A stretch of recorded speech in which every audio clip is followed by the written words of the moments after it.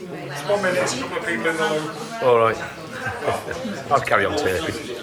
What I'll do, I'll put it on a Blu-ray disc for you because it won't fit on the Blu-ray thing. Have you got Blu-ray? Right, I'll put it on a few ordinary ones then. So on Windows 7. Windows 7 XP. Yeah, he's probably on the VIC-20s. Yeah.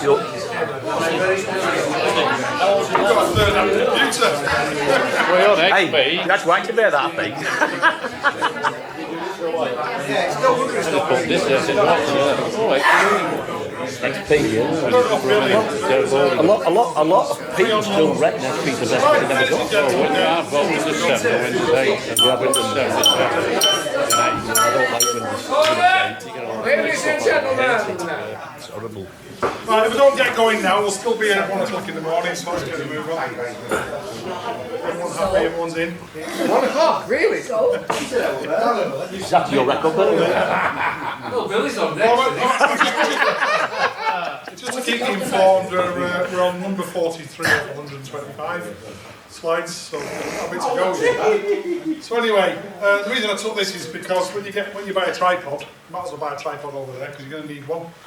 One thing I'd say to you, if you're ever going to use a video camera on a trip like this, buy a video camera that you can plug a microphone into and wear on your chest. Because all the videos I've got, you can hear traffic in the background, that's because the camera's over there, a bit like Billy's now, and you're talking to the camera. And every time a truck goes past or sparrow farts, you pick it up rather than you. Your worst enemy is wind, of course. That's all American food, don't worry about that. Yeah, so just a word of warning. Buy a camera that has a remote mic system because otherwise you're struggling. So anyway, great way to dry your clothes is the old air conditioning machine. The other thing I wanted to just mention, just out of my... Oh, turn it around, I broke it. Right, so we've got a laptop, a stills camera, a video camera, a bullet camera. What else have we got? Mobile phone from England. The mobile phone I picked up in America because I wanted to have a local line for the local people to contact me. So that's 7, so 6. So I've got 6 machines, 6 chargers.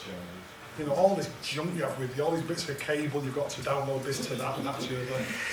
Do it before you go, sort it out, because one of the best things, Billy's got this six piece English socket thing here.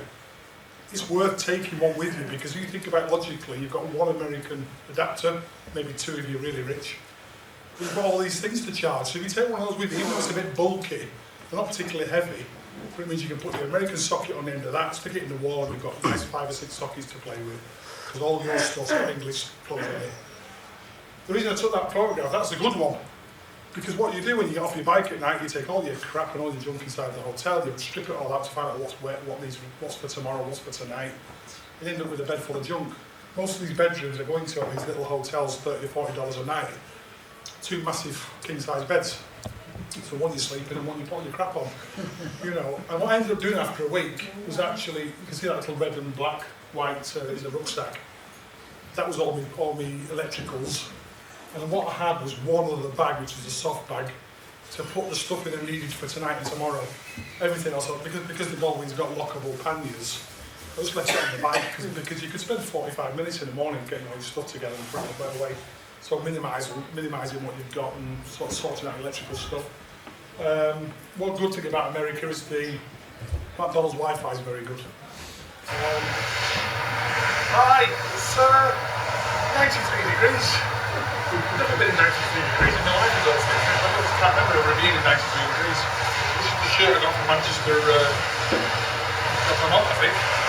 It's the only thing I've got that's kind of slightly reflective, and mine is absolutely red hot. I had my hair cut, but I noticed it's very, very warm yesterday. So I called at Walmart this morning to buy some suntan lotion. There's a hairdresser in there, and decided to have my hair cut, so it's a bit shorter, a bit cooler. But it is so damn hot. I just arrived in, Manchester number 10 was a bit of a disappointment. I expected it to be a Manchester. In actual fact, it's just a stretch of road. There's absolutely nothing there whatsoever. I'm literally talking about a dual carriageway with forest on either side. It says Manchester East.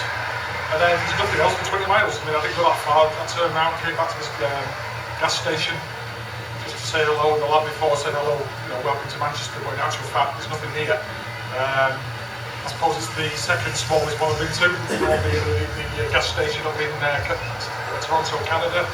The disappointing thing is, it was from the previous Manchester, it's 340 miles to this one, and the next one is over 400 miles away, which is in Tennessee. But before I get there, I'm going to the Dragon's Tail Wheel Cap. That's all there, it's nice. It's going to be a long day today, so you can see I'm a bit warm as it is now. It's only just 12 o'clock now, it's 12 o'clock, and it's 93 degrees at the moment. I've got to keep moving because being off the bike, something wet. Ciao for now, So I started saying that a lot, ciao for now. I don't know where it came from, I do apologise. Another video. I've forgotten what these all are. Oh, this is on the way to the Dragon's Tail. This is beautiful countryside. Decided to do a little bit of traffic dodging, which we'll see in a second. Hello and good morning. I've just taken a walk down from the bike.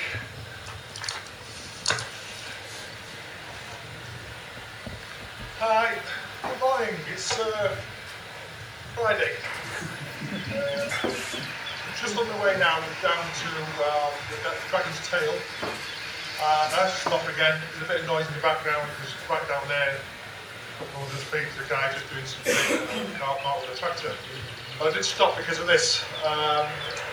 Started off this morning, rain, miserable. I was in Wales all night, thunderstorms, not particularly pleasant. Set out this morning, it was still raining. I went for a bit of fun. And then I found myself going over into a place called Robbinsville, which is the start of the Dragon's Tail Road. You get the views like this, which I wanted to show you. I pulled up, as you can see, up the road there, about 100 yards. And I'm just going to swing round now and show you a nice little view. It's a good job with ground reports, couldn't I?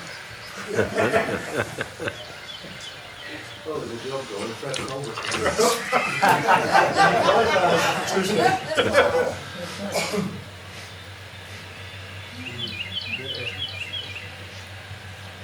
This is actually a man-made lake.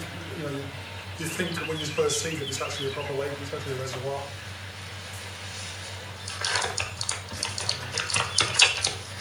Pretty much guessing I've got more to come of this. It's getting nice and warm now, the sun's come out.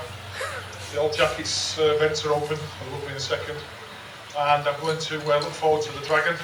There is actually another road that goes over about, the whole loop is about 120 miles, which unfortunately I won't have time to do today.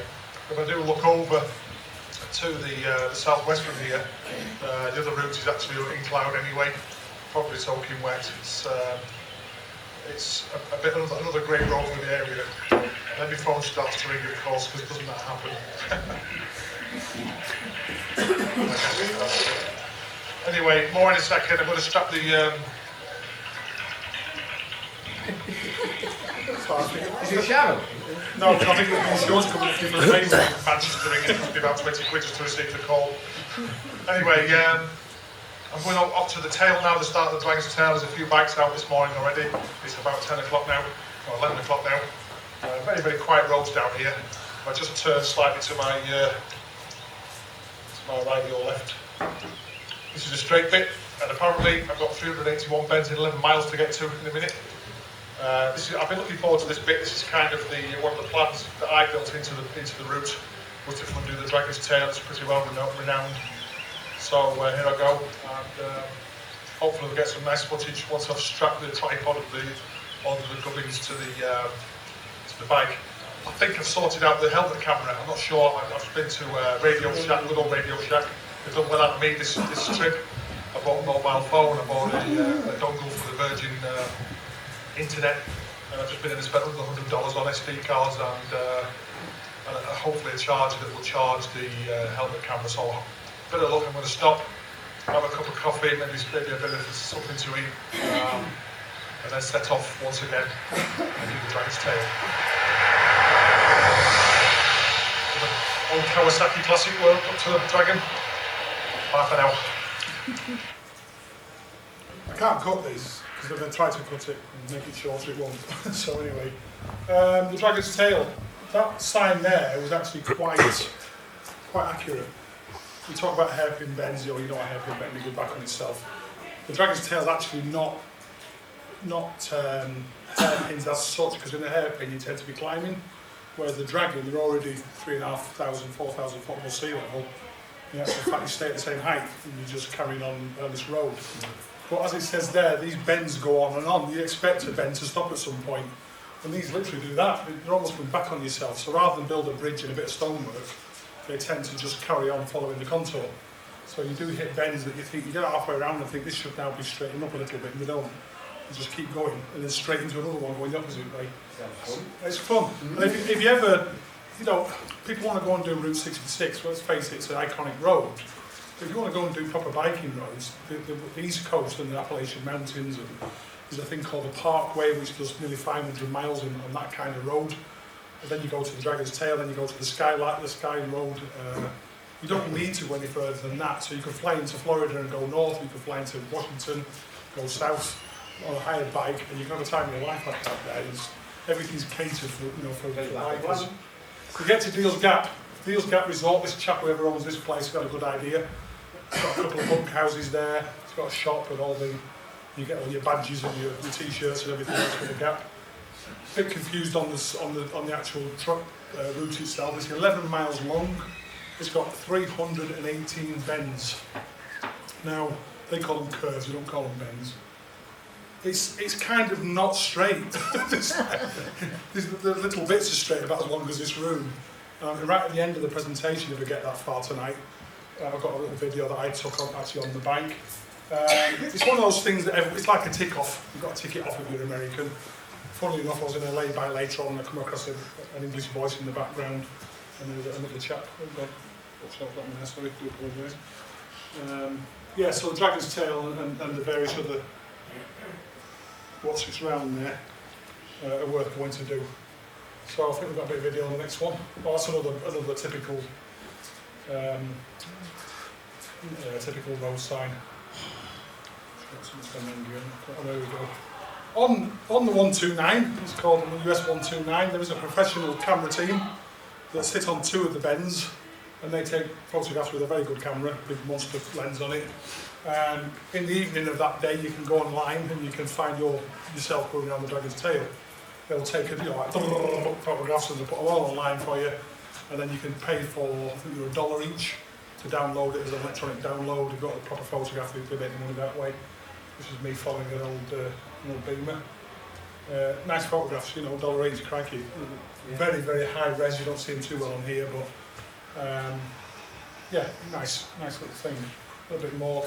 You're between Tennessee and Kentucky, basically. You see the map. So I came in from that end, and then you come all the way down right to the very bottom where the big lake is. And this next video is actually me leaving kind of the bottom of the lake, and then sort of an inch up that map there's a lay-by which I've passed on the way down. Just gives you an idea of the actual intensity of the thing.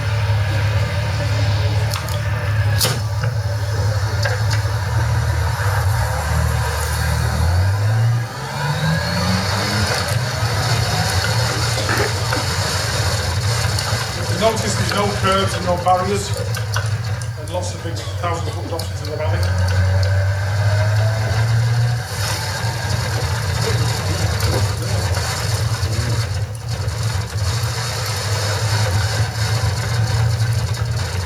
You also notice a lot of wet patches under the almost every bend. It's wet, it's raining this morning, a little bit airy. And you're not supposed to come across the line course.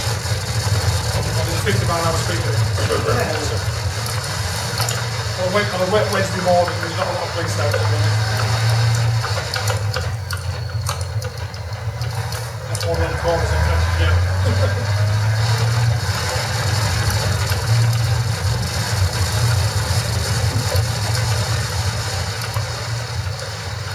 Every time you come to a bend, there's this bloody wet bit. It's really annoying.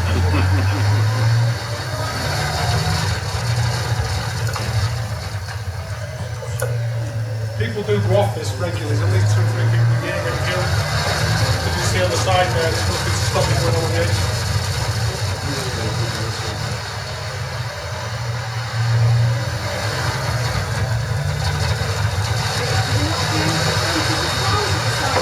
Give me a second, it's only a few more seconds. and it's finished.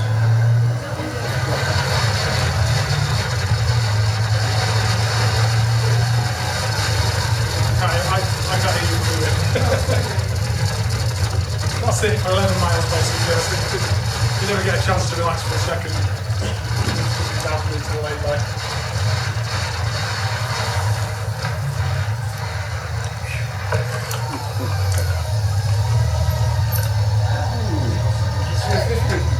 There was on the other side of the road, there was a set of two-stroke Kawasaki's.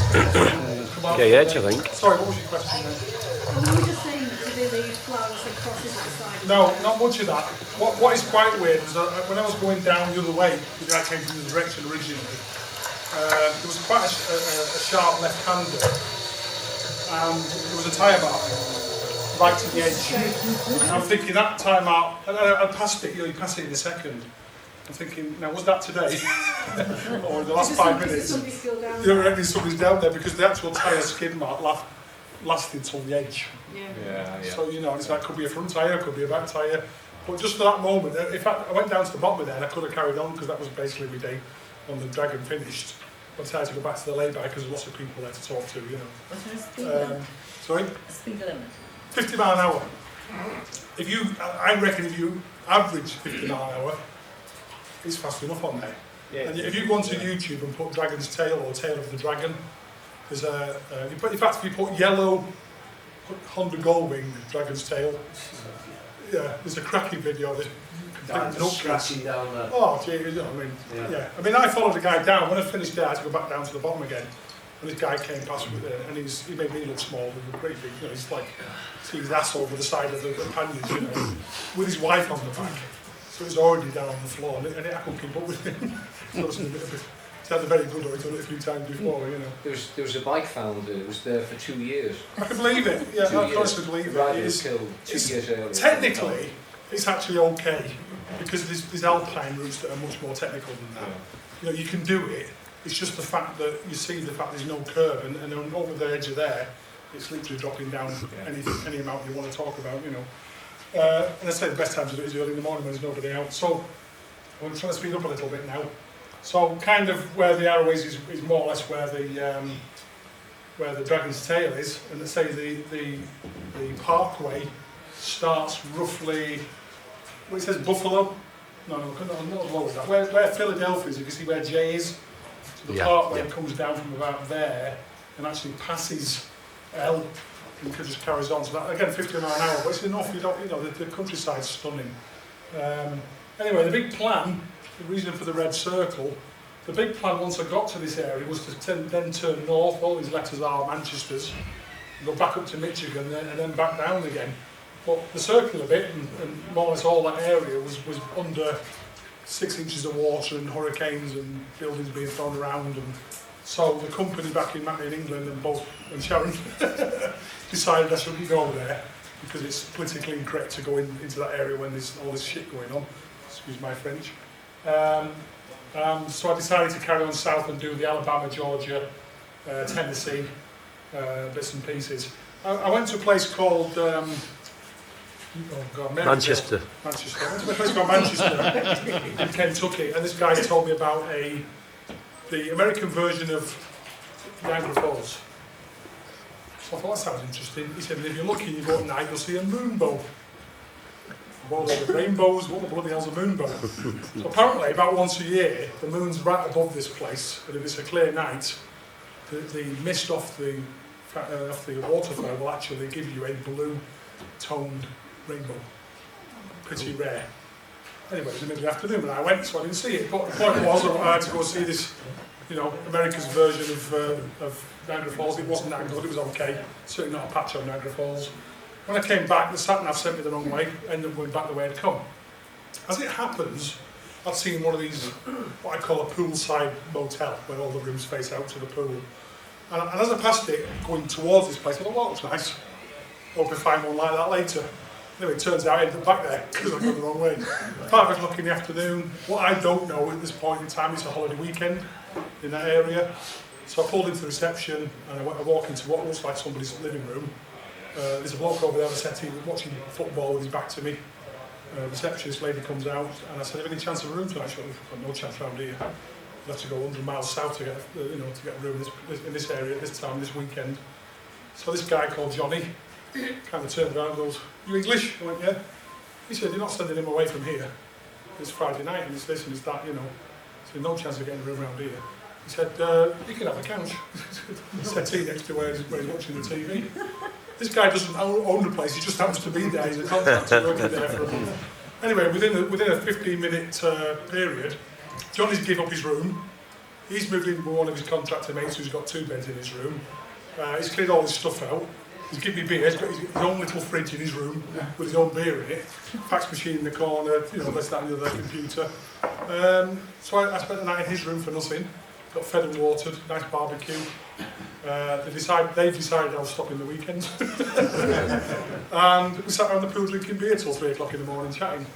So the following day, somebody left, so there's a room free. So I got my room, which I'd never paid for again. The lady of the house decided I was going to get. And then what I didn't know at this moment in time on the Friday night was actually this town. It was a dry town, so there was no beer available. But every guy out there has got a pickup truck, and on the back of the pickup truck is a cool box the size of these 2 tables. So what they do is they drive 40 miles down the road to the next state, next county, I should say, fill beers, and then we come back. It's all Miller Lite, which is, you might as well throw half of it down the toilet because that's where it's going. There's no alcohol in it. But they sit there and they'll just drink 17 or 18 of these bloody things on a Friday night, and then Saturday they'll go back to the off licence, wherever it is, and go another load. So I spent the weekend there, had a really good time. The guys, this is Johnny too, Liberace lookalike. His mate Jeff, who said he was a Red Indian. I'm pretty sure he was a Mexican. He just wanted to be an Indian. And they looked after me for the weekend. It was a really nice break from the days on the road. Considering that I had no days off the road until then. I've been on the road for 2.5 weeks. Not had a single day off the bike. Then it was quite a nice respite just to be able to sit down and do nothing for 24, 48 hours. So young Jeff spoke to Sharon on Skype, and she was very fascinated with the fact he kept going, "Yes, ma'am, no, ma'am, yes, ma'am," and really good lads. Why I thought he was a Mexican, he wasn't very big. And I do apologise for my state of business. Yeah, that was outside the hotel. So anyway, carried on south. Well, I went to a market on the Saturday, and that's a baby raccoon. You didn't buy it. No, I didn't buy it. Now then, you walk into a gas station and you put your petrol in, you have to go in and tell them what you want first. I'm $20. You put your $20 over the counter, you go back to the pump, turn it on, you put your $20 in, go back in.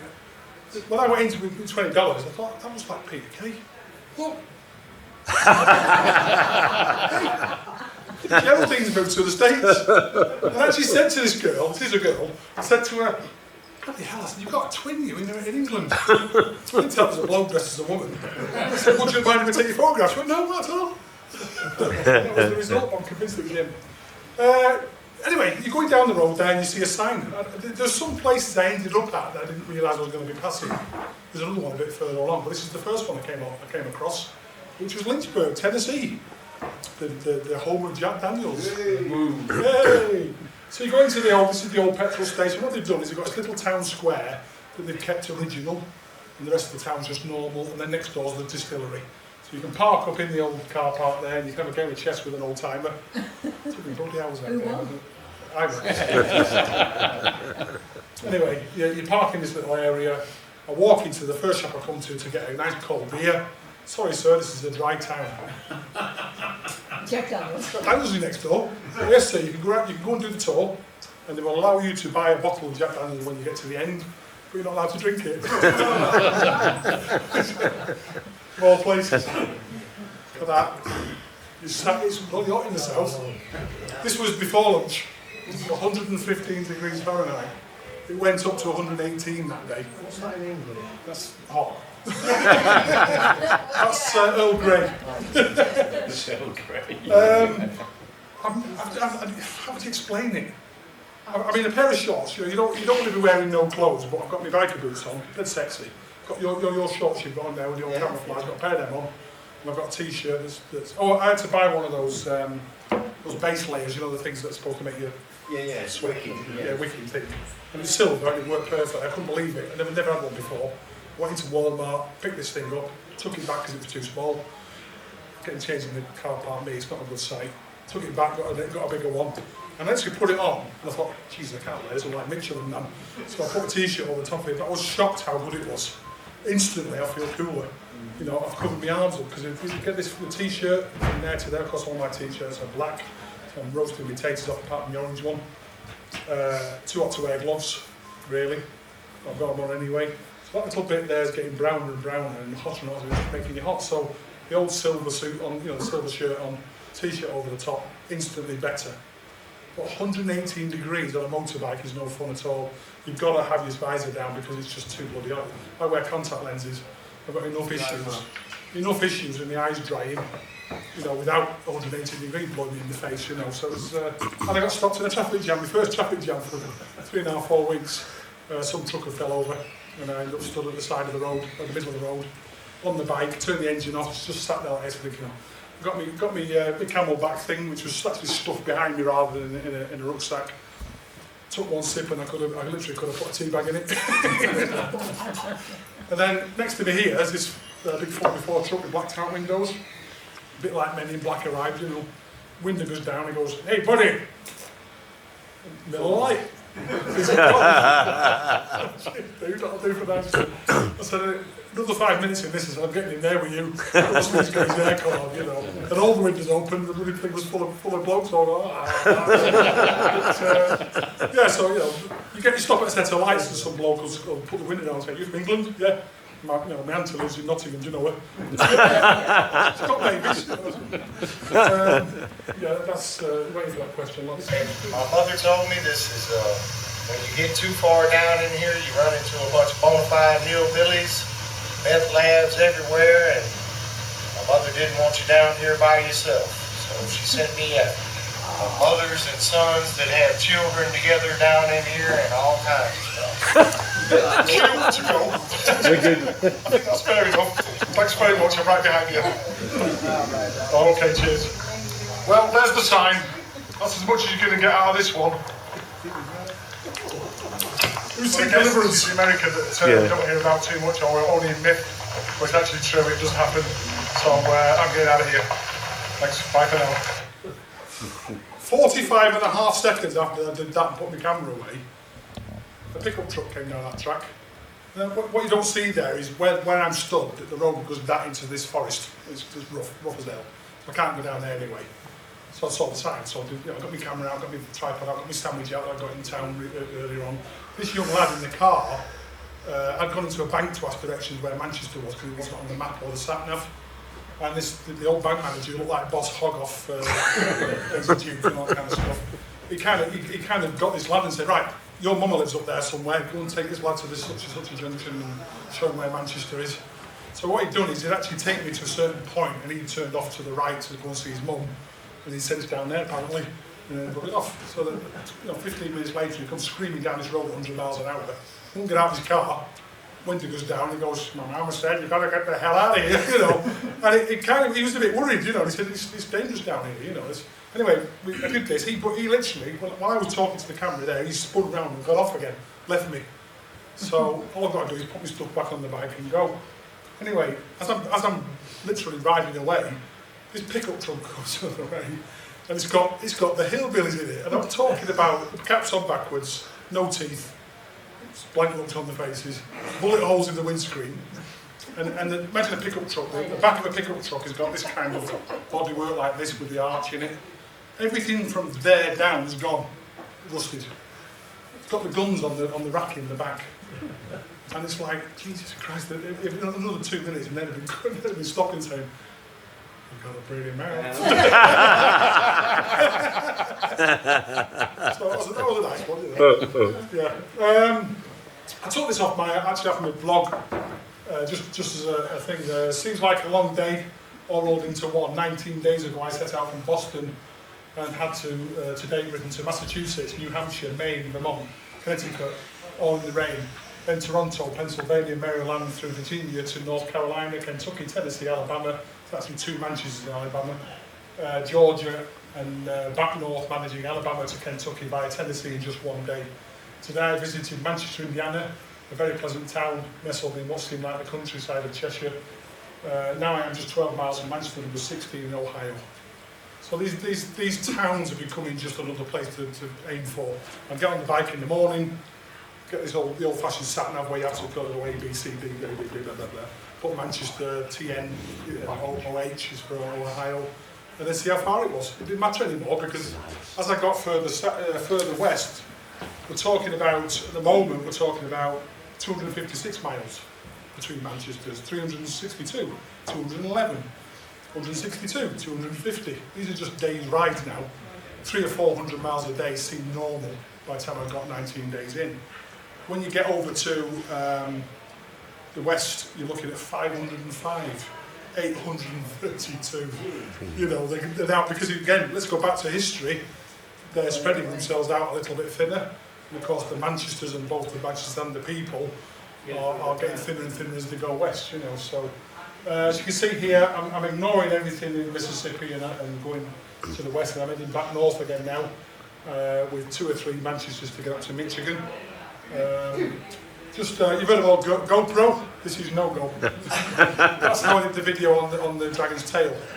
Bit of gaffer tape, a couple of bungee sticks, and the tripod strapped to the back of the bike. It worked perfectly. It's a nice little camera, you know, a 9-inch camera. Go north, young man. What are about the straight roads in America? 34 miles in a straight line, and then a 5-degree bend, and then 42 miles in a straight line. I bet you missed the bend and drove straight off it. Yeah. Okay. I'll go through the bend in the road, as the pub is called, a bit later when I get there. Manchester, Ohio, I don't need to talk about that. Going north a bit now, I got invited again off Facebook by a guy called John Stedman, who's a bit of a bike nut. He had about 15 bikes in his garage. Come and stay with us for the night. You know, you've got a bed and blah, blah, blah. What I didn't know was if when we went out for a meal, I was paying. The guy was out of work and a bit broke and blah, blah. You know, you can see his house. I stayed in the little slot at the top there, in the roof, for a night. Lovely couple, you know, great couple, very, very friendly. Manchester in Michigan is one of the nicest places I went to. They have something called the broil every year, where the whole county comes together in a big field and they basically cook chicken for everybody. And I think the last year it was 300,000 chickens were cooked in a day. It's like a production line of chicken. Yeah, probably, yeah. Well, I say I stopped with John, his missus and his dog. A bit strange, the house, it was very attentive. Their bedroom was the right hand side, the middle bit is kind of a lounge, the bathroom and the kitchen at the back, you know. But like I said, lovely couple. Next day, on the Saturday morning, they were filling sand pits for the community. There's a bit of one guy, this Manchester men's club has got a sand pit, you know, like an old quarry. And they go around at this time of the year and they fill all the kiddies' sand pits with nice clean sand. So that's, I volunteered, you know, as you do. The Michigan Raceway. John took me to the Michigan Raceway for a bit of a ride out, which is one of these circuit oval things, very quick thing. I need to get there, but if you look at the bottom of that big tower there, yeah, right at the very bottom there, you can just about pick out the people. The other photograph is that cage at the top of that thing with 2 blokes in it. I don't know how high that blue cherry picture was, but I don't want to go up there. It must have been 200 foot high. Yeah. That's a day's work, that changing the light bulbs in that thing, isn't it? Anyway, I was more fascinated with that as I was with the cars going around. Another girl, going back to in the early days of my website and my Facebook, I got an invite 2 years before I even went to America from a young lady that was a rock singer. She did Sturgis every year, a lot of the biker events. A girl called Missy Colville. She said to me, when you eventually get to America, I live close by to Manchester in Michigan, you can come and stop in my Winnebago. Oh no, sorry, my tour bus was the exact phrase she used. So I'm thinking monster great 40-foot Winnebago with aircon and, you know, big king size bed and blah blah blah. That's Missy. And just a quick video of Missy. I did promise if I ever did a presentation, I'd show a bit of video. So this is one of her. Missy got breast cancer and she ended up doing 17,000 miles in a couple of weeks. It's a promotional video.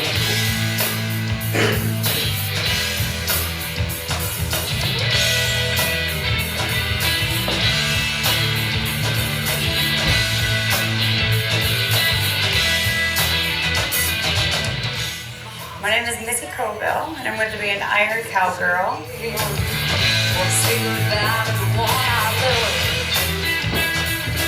Life inspires me musically, and it definitely is a big influence on what I write, because I write about life, and I write about being out on the open road.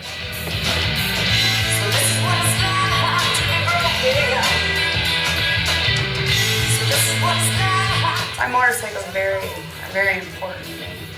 Because, you know, you hit the open road and it just clears your mind. There isn't anything else there but you and the open road and your bike.